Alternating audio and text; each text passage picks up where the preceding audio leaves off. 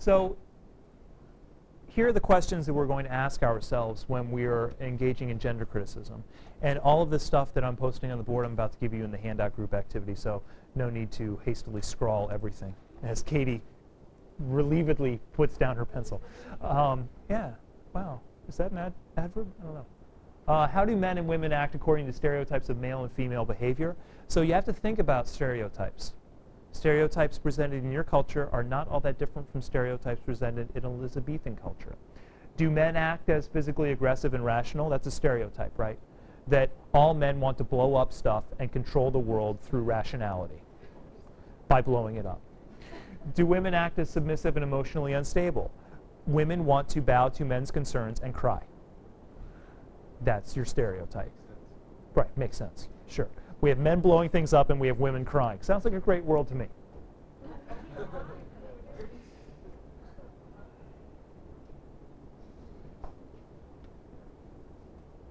Oh, wait a minute. Where am I? Oh, sorry. Yeah. I was losing it.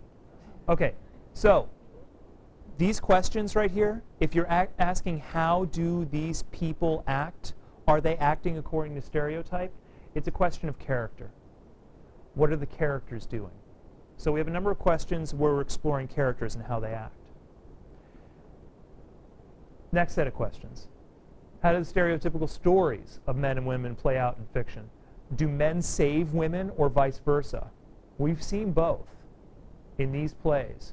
We see in As You Like It a man saving a woman, and in Merchant of Venice we see a woman saving a man. Do men control the outcome of events, or do men? Oh, sorry, typo. Do women control the outcome of events, or do men? Taming of the Shrew, Petruchio, the man, he controls everything. Twelfth Night, Viola, the woman, she controls everything. And the primary male role, Orsino, seems to be totally hopeless. He doesn't do anything except sit in a garden and cry, right? Okay. Does the story resolve with male or female dominance? Who's in charge at the end? This, of course, is a question of plot. So you've got to think about the story and how resolutions occur. And that's why I was asking with Taming the Shrew about the resolution of Katerina's problem. Next, we really must pay attention to language. Do the characters say anything about men and women generally? Are they talking about how all men act or how all women act? In Taming the Shrew, you'll see this left and right. All over the place. You'll find references to it. And you'll find references to it quite often in As You Like It, about men and women, especially women, and how they should act. Wrestling match, for instance. For instance, does a character talk about how all men act that way, or how she's such a typical girl? I put that in our own modern language.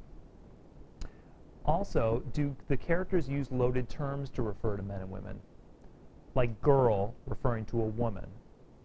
We've probably never examined or considered that before, why we would call women girls. Or lord and master to refer to a man. Or any derogatory terms like Taming of the Shrew, all the references made to women being animals. The shrew of the title. Or Merchant of Venice, women being, or not so much, wait a minute. Taming of the Shrew's got a really good quotation about a woman being compared to a sailing vessel. That must be, yes, that must be taken, like a pirate would take a sailing vessel to remove treasure. Well, Petruchio wants to marry Katerina for her money as well as, well, no, not as well as. That's pretty much the only reason he wants to marry her.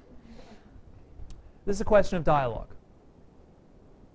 So you've got to question what the people, what the characters are saying, and you should notice these references as you read the text. Okay? You ask these questions. You throw around ideas as we did in the brainstorming session, and eventually you'll end with some sort of conclusion. And as I've said before, the conclusion will be a message of repression, liberation, or exploration. And if we had more time, I would show you how The Little Mermaid ends with nothing but a series of repressive conclusions about gender, and how Mulan ends with nothing but a series of liberation messages about gender, and how therefore you should never let your children watch The Little Mermaid.